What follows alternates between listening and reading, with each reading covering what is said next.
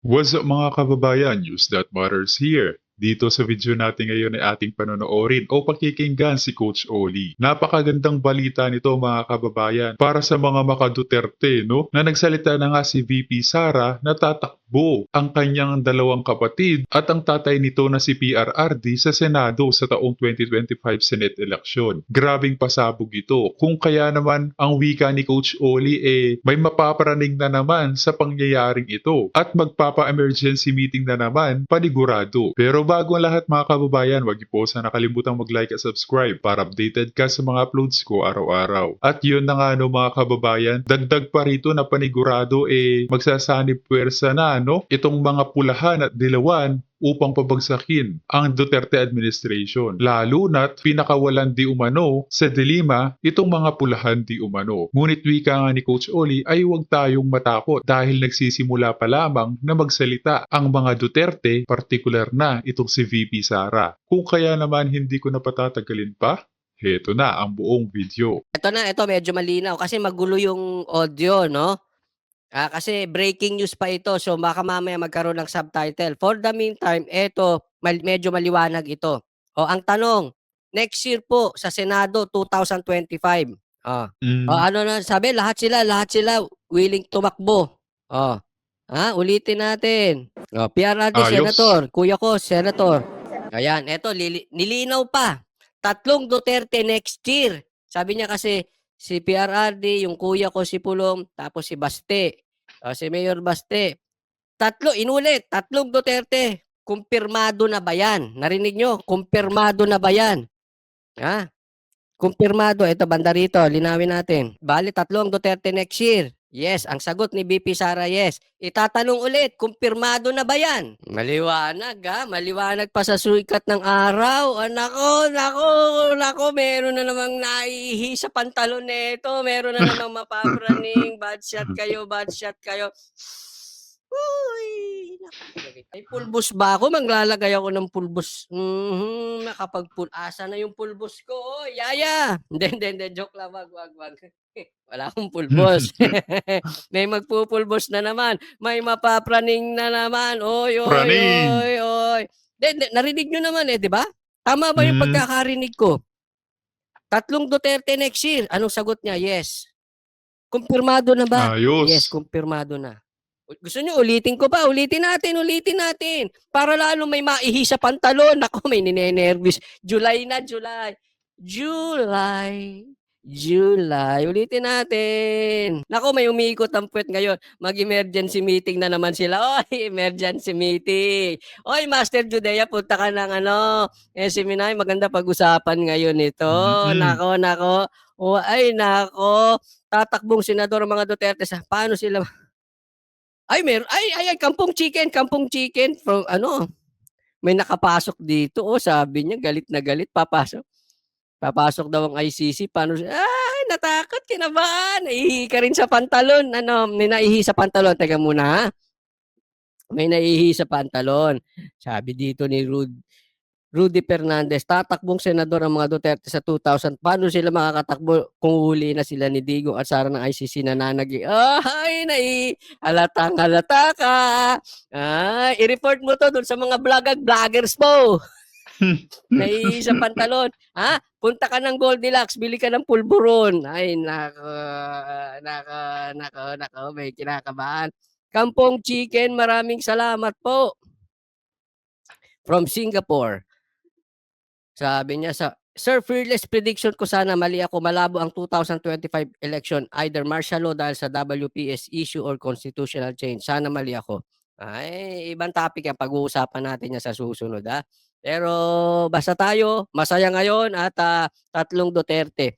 Thank you po Nice, sa nice. kusang loob at sa pag-sponsor ng live na ito, Kampong. Payag ba kayo doon mga kababayan na 3 Duterte ang hahabol sa Senate election sa taong 2025? Paki-comment nga yung opinion sa ating comment section ng ating mapag-usapan. Chicken. Ito lang po sa akin, Ito lang. Mamaya i-discuss natin yung Kampong Chicken. Yung sinasabi mo. Ito lang sa akin.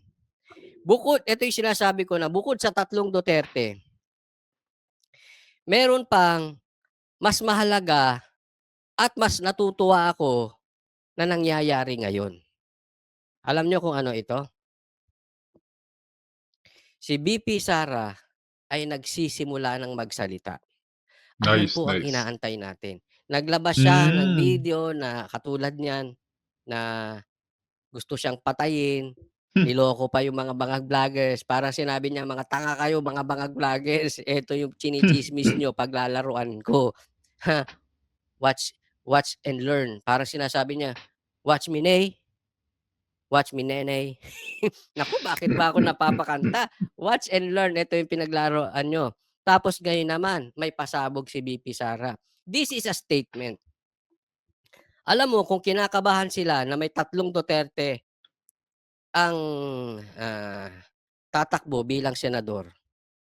Ako, in my opinion, mas kinakabahan sila sa paglabas-labas ni VP Sara. Tama. Because alam Correct. natin tahimik 'yan. Alam mo kung sinong naalala ko dito? Si Attorney Trixie. Bakit? Kasi nung time na yon, nung simula tinanggal si Attorney Trixie bilang secretary, tahimik siya. Tapos after 1 year ata or after 2 years, nag-vlog siya ulit. So nakinig ako. Mm. Tapos yung mga unang vlog niya nagagalit pa siya sa mga viewers, "Wag niyo akong pigilan magsalita kasi ang tagal kong nagpigil." Tama. Yun yung Correct. statement ni Attorney Trixie. Alam mo parang ganyan si VP Sara. Yung ang tagal niyang nagpigil, eto nagsasalita na.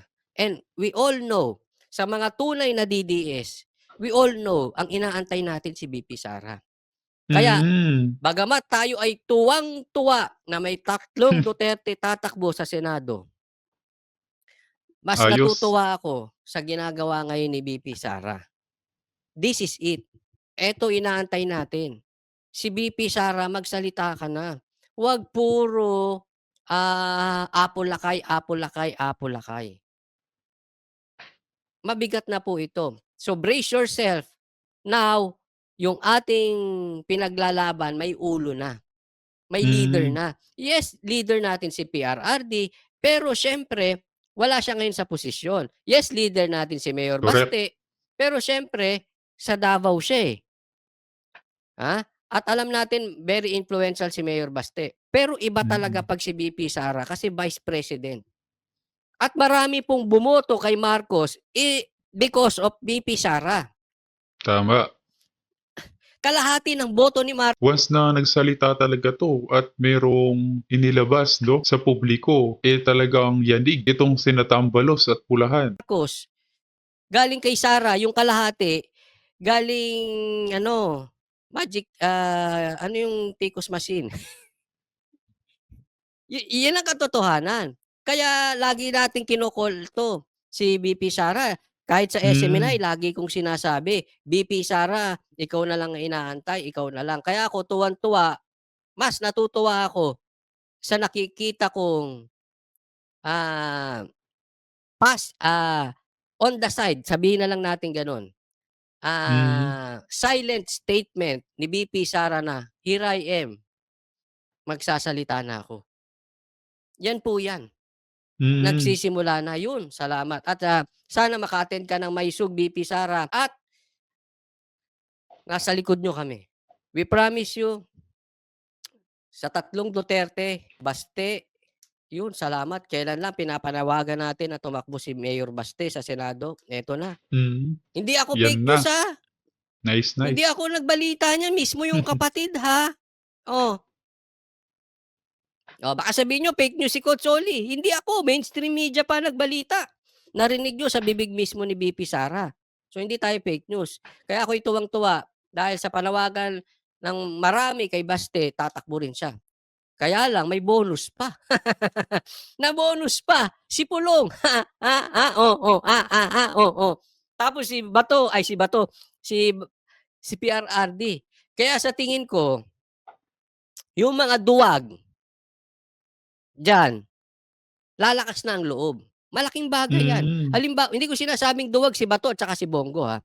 Pero yung mga nasa gitna, 'pag nakita Mga mong may balimbing. leaders ka, 3 pa na nangunguna, mga Duterte, hindi nakakabahan 'yan. Hindi na mag-i-stay 'yan si Bato sa gitna. Pupunta pupunta na yan sa Duterte, that's for sure.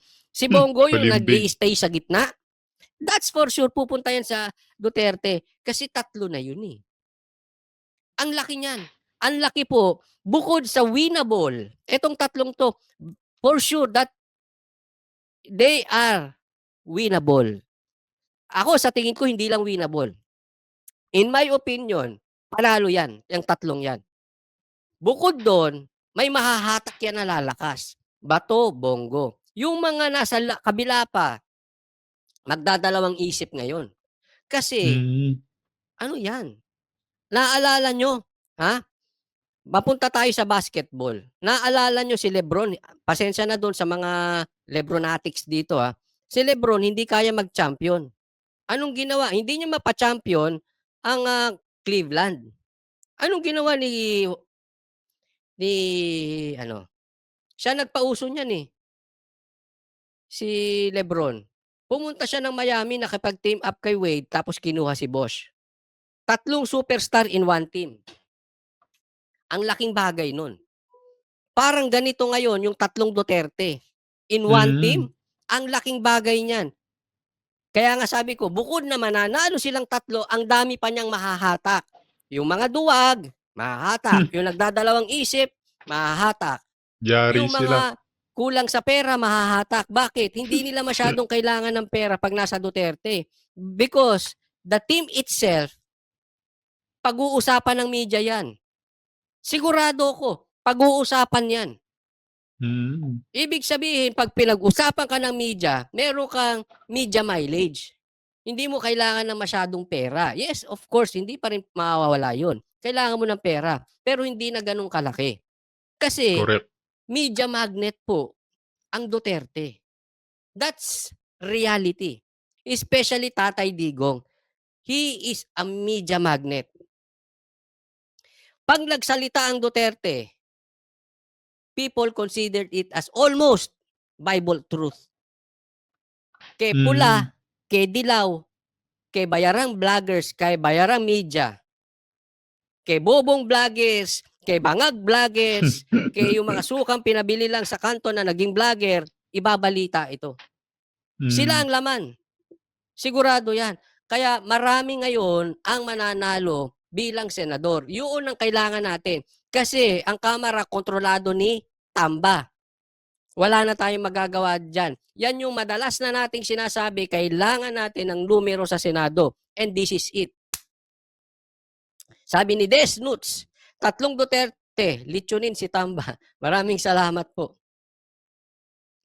Ganda ni itong balita na ito. So, solid na ha, mga Duterte. And hopefully, ma-interview namin si Mayor Baste. Ha? Dami nga daw umaaligid kay Mayor Baste. Basta, salute sa'yo, Mayor Baste. Ay, tama yung term, media magnet. Yes po, media magnet po ang mga Duterte. Alam mo, secondly, si Mayor Baste, media magnet. Oh.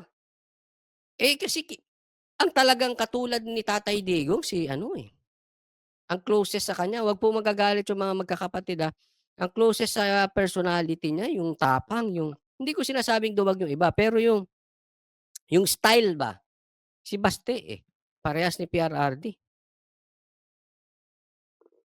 Si PRRD kahit hindi yan magkampanya, mananalo yan, oo, solid yun. At lalo pag tatlong yan, nako, Hmm. si De Lima nakalalabas lang, manggagalaiti yun. Sigurado.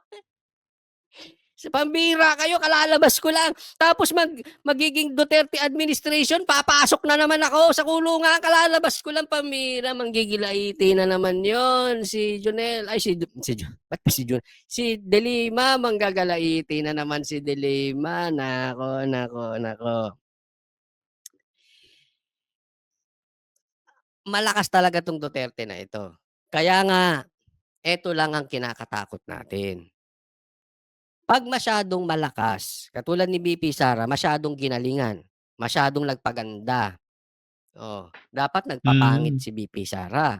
Pag masyado ka maganda, pinagseselosan, 'di ba? Correct. Kinaiinggitan, bad Hmm. shot. Pag masyadong malakas ang Duterte, asahan natin may magsasanib puwersa. Mm. Kaya alam natin magsasanib puwersa ang pula at dilaw. Kasi ito ay sobrang lakas. Yan ang isa sa cons, isa sa mga hindi maganda 'pag masyadong malakas ang pagsasanib ng pula at dilaw.